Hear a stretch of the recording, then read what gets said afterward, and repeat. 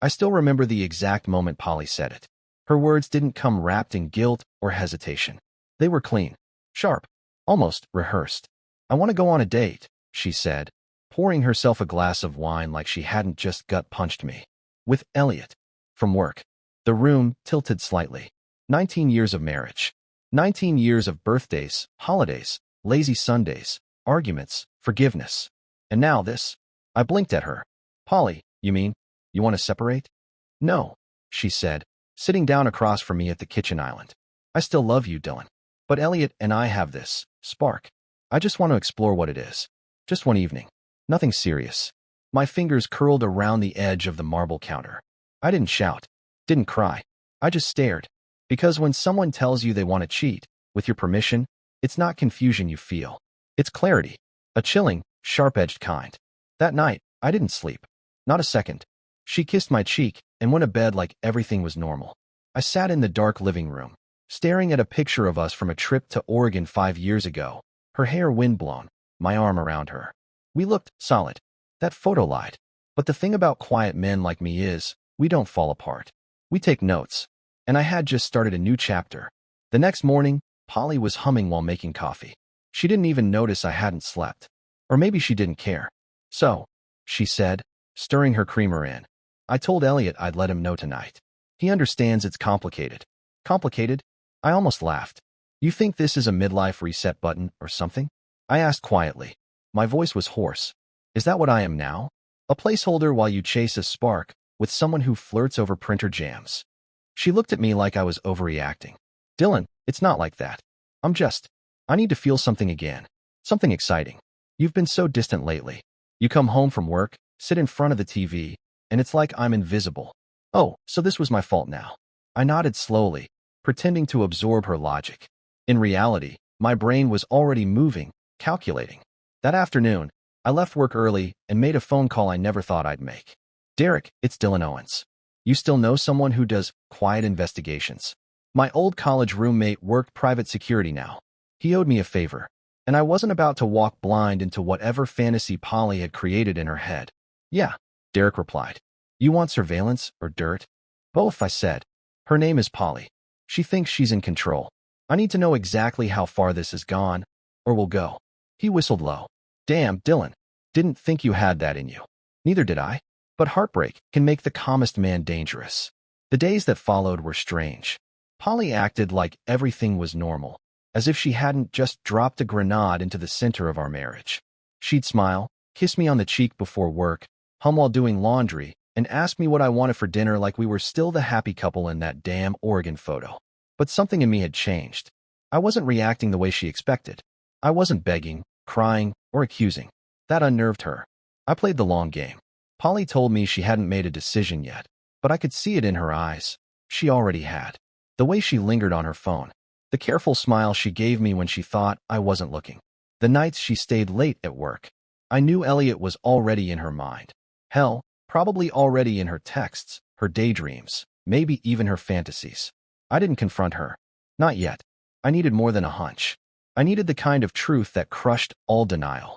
Derek called me 2 days later. "My guy's good. He's got her schedule mapped out.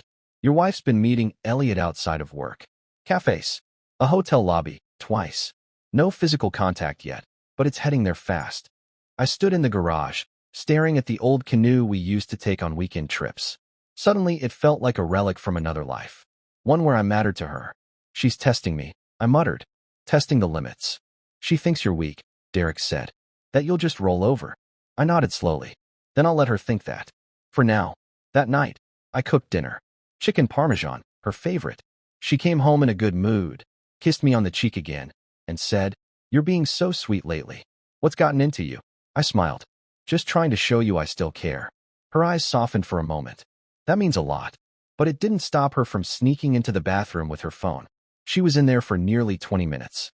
I stood outside the door and listened to the muffled laughter. She was texting him. No doubt about it now. I didn't feel rage anymore. I felt cold resolve. The next morning, while she was in the shower, I slipped her phone from the nightstand. I didn't open it. I wasn't that kind of man. I didn't need to see the messages. I just took a photo of the lock screen where a notification preview showed, "Can't wait to see you again, Elliot." That was enough for the private investigator. Enough for Mia too, Elliot's wife. Oh yeah, I'd found her on Facebook. Elliot didn't know it yet, but the storm Polly thought she was bringing into my life, it was about to backfire on both of them. Because if I was going to burn, I'd make damn sure they went up in flames first. I didn't confront Polly. Not even when she left the house that Friday night wearing lipstick she hadn't touched in years, or when she spritzed herself with that floral perfume she only used on anniversaries and parties. Not when she said, "I'm meeting some friends from work for dinner, don't wait up," with a breezy, careless tone. She didn't even look me in the eye when she said it. Instead, I just smiled and replied, "Have fun, sweetheart." She looked relieved. And just like that, she walked out the door, high heels tapping against the tile, oblivious to the fact that I already knew everything. As soon as her taillights disappeared from the driveway, I called Derek. "Follow her," I said. His guy was already stationed a block away. That night, I didn't sit and wallow. I wasn't the type to drink myself into a stupor. I didn't scream at the walls or throw her clothes out onto the lawn. I opened my laptop, poured a glass of scotch, and messaged Mia. Mia Langston, Elliot's wife. She had 2 kids, a golden retriever, and a Facebook page that was too open for her own good. She seemed like the kind of woman who planned PDA meetings and themed birthday parties. I crafted my message carefully. "Hi Mia, you don't know me, but I think our spouses might be spending time together behind our backs. I know this is a lot to take in. I'm not here to cause chaos. I just thought you deserved the truth. If you want proof, I have it. Photos, times, places. I'm Dylan, Polly's husband. Let me know if you're ready to talk." I hit send and stared at the screen for a long time. Around midnight, my phone buzzed. A text from Derek. "She's with him. Hotel Brookstone, room 914. Walked in together." No hesitation. I didn't reply. Instead, I walked to the kitchen, poured another drink, and stared out the window at the backyard where we used to grill and laugh and talk about growing old together. 19 years. All the cracks I'd ignored. All the times I convinced myself that her silence wasn't resentment, just fatigue. That her distance was just stress. That her phone always being face down was a habit, not a red flag. I wasn't stupid anymore. Polly had chosen fire. She just didn't know I could burn hotter. And colder. The next morning, Polly came home just after 8 a.m. Hair tousled. Makeup smeared faintly under her eyes. She wore the same dress as last night, covered by a hoodie I didn't recognize, probably his. Her keys fumbled at the door before she walked in and tried to act casual. "Hey," she said, avoiding my eyes. "Didn't want to wake you." I was already dressed and sitting at the kitchen table with my laptop open. I looked up slowly. "You didn't." She poured herself coffee, her back to me, tense. Her voice was too chipper. "Dinner was nice. Late night. Lost track of time." "I figured," I said flatly. She flinched, but I didn't press. Didn't accuse. I let the silence wrap around her like a noose. "I might go out again next week," she said after a long pause, her tone unsure now. It was just freeing. "You know," I stared at her for a few long seconds. "You want to explore?" I said quietly. "Fine. So do I." Her eyes snapped to mine. "What does that mean?" I closed my laptop and stood. "You'll see." That night, I booked a high-end escort. Her name was Vanessa, and she wasn't what people expected. She wasn't sleazy or fake. She was elegant, poised, and direct. I wasn't interested in sex. I told her that right away. I wanted company. I wanted witnesses. I wanted a very specific message sent if Polly walked in on us. Vanessa understood immediately. A shock and awe type of situation. I nodded. "Got it," she smiled. "You're not the first. But I can make it memorable." The next evening, I cooked dinner again. Lit candles. Dimmed the lights. Polly texted at 6:47 p.m. "Running late. Might be a while." Perfect. At 7:15 p.m., Vanessa arrived in a stunning red dress that made her look like someone straight off a magazine cover. I poured wine, and we laughed. Not fake laughter, but the kind that comes from shared irony. She told me about her clients. I told her about Polly. At 7:53 p.m., the front door opened. Polly walked in. Her heels clicked halfway into the hallway, and then silence. I didn't even turn around. "Hi, babe," I said calmly, my voice steady. "Meet Vanessa. She's here for dinner." Polly's breath caught audibly. "What the hell is this?" I finally looked at her. She looked like she'd been hit by a truck. Confused. Angry. Terrified. "I figured you're not the only one who deserves to feel alive," I said. "Enjoy your sparks. I'll be making my own." Vanessa, bless her, sipped her wine with a grin and said, "Love the tension. Is it always like this here?" Polly didn't answer.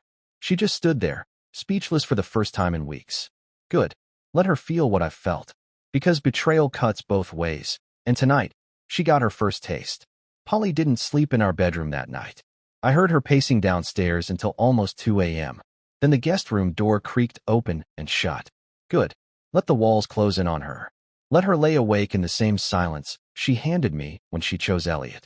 The next morning, she sat at the kitchen table, looking like a shell of the woman who smugly told me she wanted a date. Her eyes were puffy, her mouth pressed into a thin, nervous line. So, who is she? She asked, trying to sound casual, like she wasn't unraveling inside. Vanessa, I said, sipping my coffee. We had a nice night. Talked. Laughed. She made me feel like a man again. Polly winced. You hired her, didn't you? I didn't answer. Just let her stew in the ambiguity.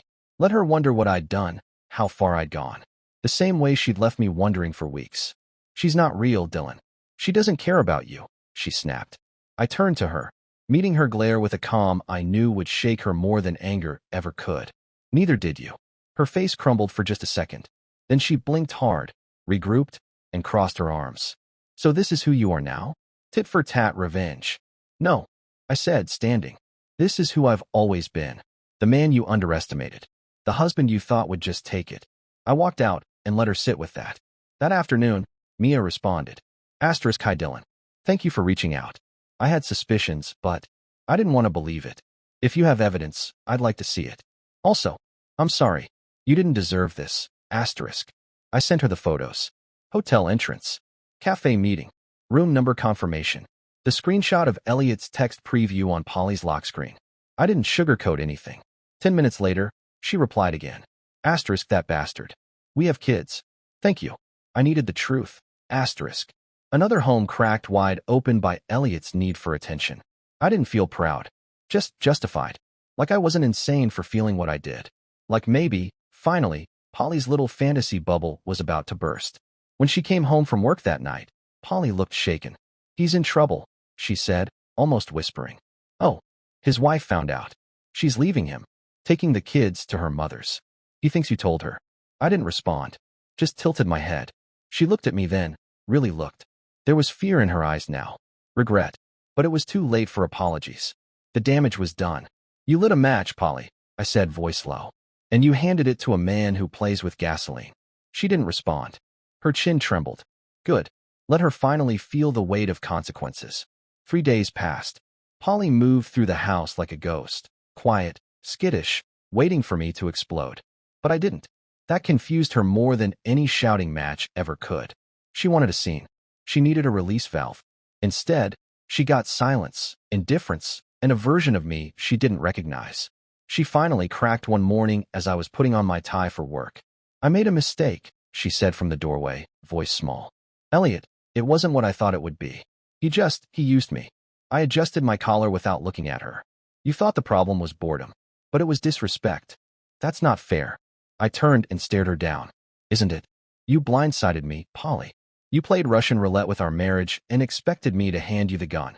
She stepped closer, teary now. I was lonely. You stopped seeing me. No, I snapped. I stopped seeing us. Because you were already gone. Her tears came freely then, and I didn't stop them. I let her cry. Let her feel the grief she'd postponed with candlelit dinners in hotel rooms with a man who smiled too easily and left his wedding ring in his pocket. I want to fix this, she said through sobs. I'll go to therapy. We can go. Together. I didn't say anything. Because in my mind, I was somewhere else, sitting across from Vanessa 2 nights earlier. Laughing. Feeling light. Feeling respected. And that terrified me more than Polly's betrayal. She was still talking when I turned away. Still begging. I went to work. Later that night, I found a letter on the kitchen counter. Handwritten. Shaky. Dylan, I know I've hurt you. I know I was selfish, blind, and weak. There's no excuse for what I did. I let a moment of excitement make me forget the years of love, comfort, and quiet joy we built together. I understand if you never forgive me, but I'm going to fight for you anyway. If there's still even a chance. I'll take it. Polly. I read it once. Then again. And still didn't know how to feel. I wasn't angry anymore. But I wasn't sure I loved her either. Love doesn't survive unscathed through betrayal. It either mutates or dies. The only thing I knew for sure, I needed help figuring out which one it was. The following week, we sat across from a woman named Dr. Leanna Voss in a dimly lit office that smelled faintly of lavender and old books. She was maybe in her 50s, with kind eyes and a tone, so even it made me uneasy. "Let's start with what brought you here," she said gently. I let Polly go first. She cleared her throat, barely able to meet the therapist's gaze. I made a huge mistake. I was unhappy, restless, and I didn't talk to Dylan about it. I thought, stupidly, that exploring something outside the marriage would give me clarity. But it didn't. I only saw what I was destroying when it was already on fire. Dr. Voss nodded and turned to me. "Dylan, I didn't sugarcoat it. She told me she wanted to date someone else. Like she was ordering an appetizer off a menu. No remorse. Just excitement. I didn't yell. I didn't cry. I watched her walk out the door and realized I'd been living with a stranger." Polly winced. "I did what I needed to protect myself," I continued. "That included hiring a PI, informing the other man's wife, and, yes, inviting an escort to dinner to show Polly exactly how betrayal feels." Dr. Voss blinked slowly. "That's certainly direct." "It was honest," I said. "More than I can say for my wife." Polly looked at me then, her voice trembling. "I was selfish, but I never stopped loving you, Dylan." "Then why did you gamble with us?" I asked, my voice quieter now, but no less sharp. "You didn't talk to me. You made a decision. Alone." Dr. Voss interrupted softly. "Sometimes betrayal isn't just about lust. It's about power, escape, identity. Polly, did you feel invisible in your marriage?" Polly nodded slowly. "Yes, but that doesn't excuse anything. I want to fix this. If Dylan lets me."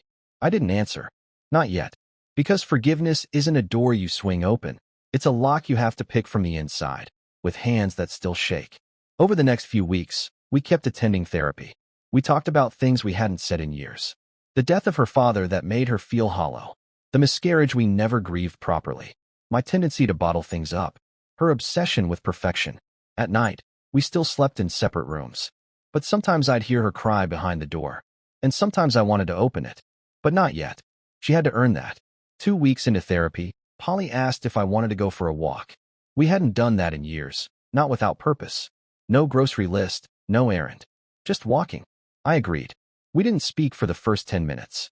Just the crunch of gravel under our shoes and the hum of a distant lawnmower.